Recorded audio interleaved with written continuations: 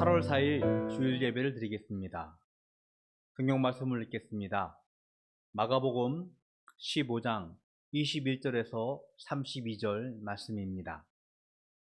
마침 알렉산더와 루포의 아버지인 구레네 사람 시몬이 시골로부터 와서 지나가는데 그들이 그를 억지로 같이 가게 하여 예수의 십자가를 지우고 예수를 끌고 골고다라 하는 곳에 이르러 몰약을 탄 포도주를 주었으나 예수께서 받지 아니하시니라. 십자가에 못 박고 그것을 나눌세 누가 어느 것을 가질까 하여 제비를 뽑더라. 때가 제3시가 되어 십자가에 못 박으니라. 그 위에 있는 제패에 유대인의 왕이라 썼고 강도들을 예수와 함께 십자가에 못 박으니 하나는 구의 우편에 하나는 좌편에 있더라. 지나가는 자들은 자기 머리를 흔들며 예수를 모욕하여 이르되 아하 성전을 헐고 사흘에 짓는 자는 자여 내가 너를 구원하여 십자가에서 내려오라 하고 그와 같이 대제사장들도 서기관들과 함께 희롱하며 서로 말하되 그가 남은 구원하였으되 자기는 구원할 수 없도다. 이스라엘의 왕 그리스도가 지금 십자가에서 내려와 우리가 보고 믿게 할지어다 하며 함께 십자가에 못 박힌 자들도 예수를 욕하더라. 빌라도에게 조롱을 당하며 매를 맞던 예수님께서 이윽고 사형장 십자가의 틀을 들고 골고다를 오르기 시작하십니다. 성경에서 등장하고 있는 가장 비참한 장면 중에 하나입니다. 오래전 영화였죠.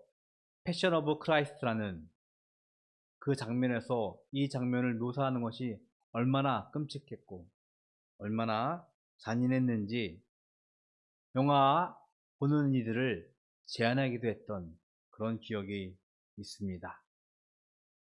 예수님께서 마지막 조롱을 당하며 마지막 매를 맞으며 오르신 골고다의 언덕길. 수년 전 기회가 있어서 예루살렘을 방문했던 기억이 있습니다. 예수님께서 그토록 비통하게 처참하게 오르신 그 골고다의 길이요 지금은 예루살렘의 올드시티, 그래서 그곳은 시장통이 되어서 전 세계의 많은 관광객이 방문하고 그곳에서 예루살렘의 기념품을 사는 모습을 보았습니다.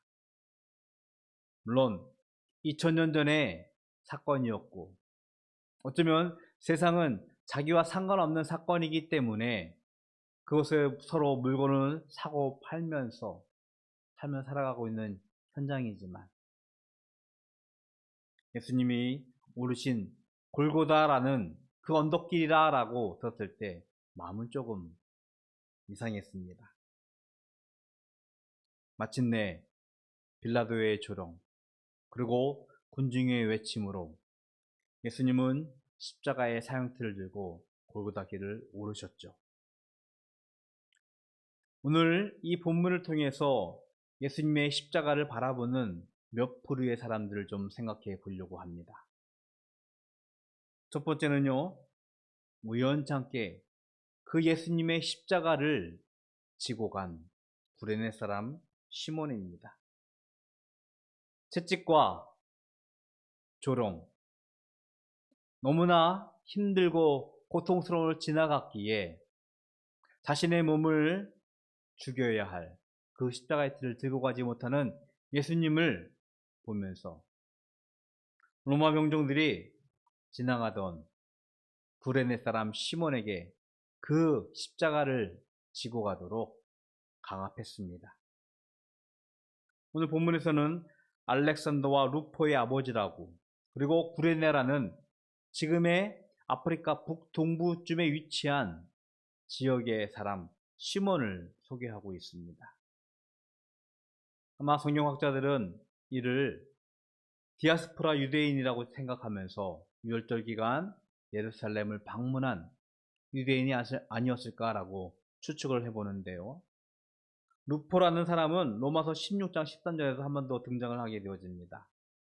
바울과 친한 동역자고 그가 그에게 안부하면서 서신서를 썼던 모습을 기억합니다. 아마 어쩌면 이 구레네의 아들로 추정이 되어지고 있는데, 이는 이 시몬은요 아무 계획과 뜻과 의지 없이 예수님의 십자가를 만나게 되어졌고 기회를 통해서 예수님의 십자가를 함께 지었던 인물로 성경에서 기록되어지고 있습니다. 그렇습니다. 십자가는요 나와 아무 상관없는 것 같지만 어느 순간 내 삶에 다가와서 나의 삶을 바뀌는 그런 사건으로 만들 수 있는, 그 불의 앞에 서는 사람들이 있을 수 있게 되어지죠. 두 번째 모습은요 십자가 앞에 선 로마 병정들의 모습입니다. 23절, 24절에 보니까 그들이 몰약을 탄 포도주, 신포도주를 예수님께 주려 합니다. 또 24절에 보니까 그 옷을 나누면서 누가 가질 것인가 라고 제비를 뽑는 모습도 보여주게 되어지죠. 이 말씀들은요 각각 시편 69편, 시편 22편에서 이미 예수님께서 십자가에 돌아가실 때 그 상황들을 말씀하면서 하나님의 예수님이 죽음을 예언하면서 그 죽음을 그렸던 그 장면들을 완성하는 모습으로 등장을 하게 되어집니다. 온 인류의 죄를 대속하기 위한 예수님의 죽음. 그러나 로마 병정들은요 그 죽음이 그저 그들에게는 사무였어요. 그들에게는 업무의 일부분이었습니다. 상관의 명령에 의해서 아니면 군중의 외침에 의해서 그저 죄의 나라를 십자가에 못 박게 하는 자신들의 업무를 처리하는 이들의 모습, 로마 병정을 통해서 만나게 되어집니다. 그러나 하나님은요 그들은 어쩌면 아무 의도 없이 계획 없이 그 일을 진행하고 있었지만 하나님은 그의 약속을 그들을 통하여서 마침내 성취하시죠. 시편 기자의 기사들, 시편 기자의 노래들, 시편 기자의 예언이 그들의 손을 통해서 성취되어지고 있음을 성경을 통해서 우리들에게 보여주고 있습니다. 하나님의 구원을 위해서요 하나님은 때로는 아무 상관없는 사람들조차도 사용할 수 있는 그런 분임을 우리는 깨달아야 할 것입니다. 또 다른 불의 사람들이 세 번째 등장하는데요. 이들은 예수님이 예루살렘에 입성하실 때 찬양했고요. 예수님을 환호했고요. 열광했던 무리들이었습니다. 예수님을 호산나라고 찬양했던 그들은요. 예수님을 십자가에 못 박으라는 외침으로 예수님을 십자가에 못 박게 됐지만 이윽고 십자가에 오르신 예수님을 향하여서 그들은 온갖 조롱을 하게 되어집니다. 성전을 헐고 사흘에 짓는 자라고 조롱을 하고요. 정말 너가 하나님의 아들이라면, 하나님이라면 너를 십자가에서 구원하라고 조롱을 합니다. 이들과 마찬가지로 대제사장, 서기관들은 예수님에 가요 이렇게 조롱합니다.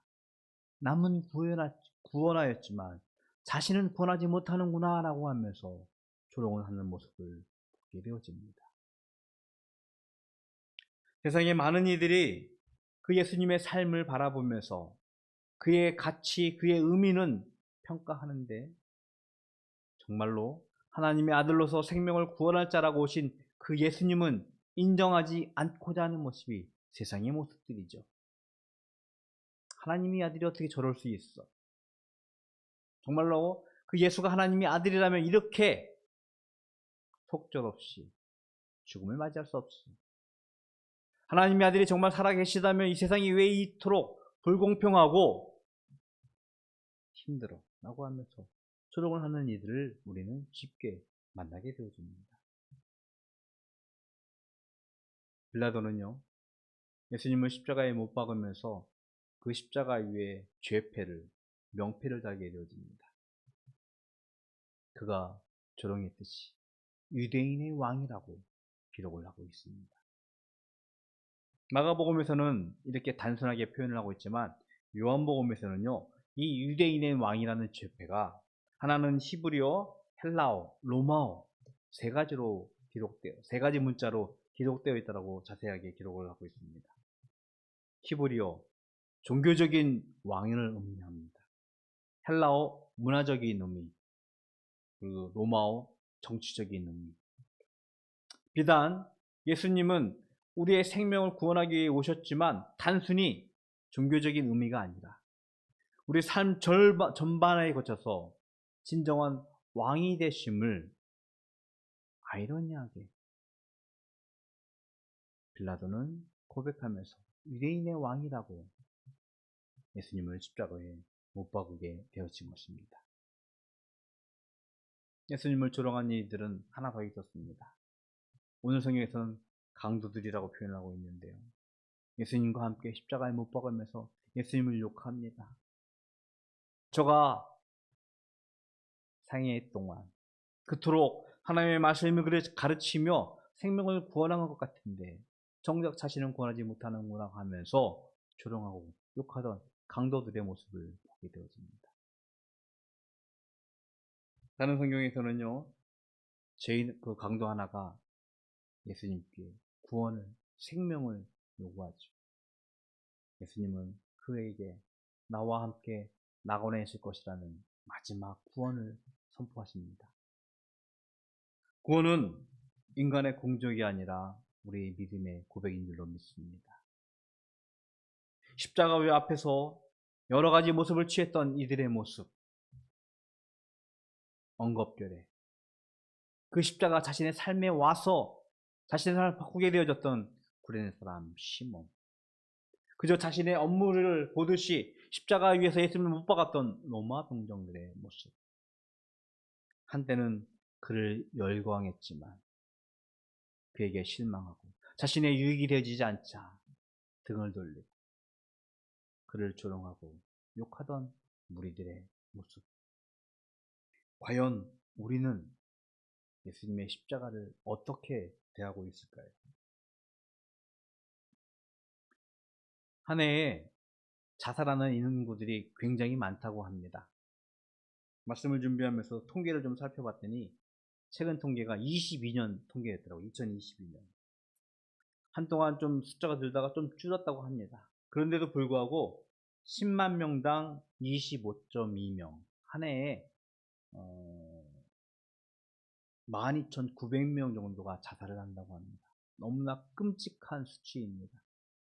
OECD 국가 중에서 압도적인 1등을 가지고 있는 나라가 우리나라의 모습이에요. 자살이라는 끔찍한 사건 앞에서 우리는 생명을 다시 한번 생각해 보게 되어지죠. 죽음 앞에서 엄숙해지는 것이 인간 본연의 본성입니다. 예수님께서 처참하게 죽어가시던 모습을 바라보면서 마치 시장통의 사람들처럼 예수님의 죽음을 조롱하고 비방하고 욕하던 이들의 모습을 십자가 위에 앞에서 우리는 만나게 되어집니다. 그 십자가의 죽음, 우리는 과연 어떻게 대하고 있을까요? 예수님은요, 아무 죄 없이 그 십자가 위에서 죽으셨습니다. 그러나 그 십자가의 죽음은 나의 죽음이 되었고 나를 대신한 죽음이 된 줄로 믿습니다. 그가 담당하신 그 십자가의 죽음으로 말미암아 우리는 하나님의 생명을 약속받은 하나님의 백성이 된 줄로 믿습니다. 바라는 것은요, 예수님의 십자가를 바라보는 우리의 삶의 모습들을 한번 되돌아보기를 소원합니다. 그 십자가를 바라보면서 예수님께서 가신 그 죽음의 길, 그것이 나를 대신한 비통하고 고통스러운 죽음의 것을 다시 한번 고백하면서 우리에게 주어진 생명의 길이 얼마나 감사한 것인지, 얼마나 소중한 것이 깨닫고 고백할 수 있기를 주님의 이름으로 부탁을 드리겠습니다. 예수님께서 아무런 죄 없이 비통한 죽음의 길을 가셨습니다. 그 죽음 앞에서 세상이 조롱하는 그 조롱 속을 넘어선 생명을 바라보면서 이 땅 위에서 하나님의 백성으로 살아가는 모든 바다교회 가족이 되기를 주님의 이름으로 축복을 드리겠습니다. 기도하겠습니다. 하나님께서 예수 그리스도를 이 땅 위에 보내셨을 때 그는 이미 인간의 죄악을 담당하고 죽음의 길을 가야 할지를 알았습니다. 하지만 그 길을 저항하지 아니하고 하나님 앞에 순종함을 통하여서 하나님의 구원의 계획이 성취되어졌고 마침내 저희들에게 생명의 삶을 주신 줄로 믿습니다. 그 십자가 앞에서 조롱하는 세상의 소리들, 욕하는 세상의 소리들이 더 이상 예수님의 부끄러움이 되지 아니하도록 우리가 믿음의 삶을 살게 하여 주시옵시고, 그로 인하여서 죽어가는 이들이 생명으로 살아나갈 수 있도록 하나님의 나라가 이 땅 위에 세워질 수 있도록 우리를 사용하여 주시옵소서. 예수 그리스도의 이름으로 기도드렸습니다. 아멘.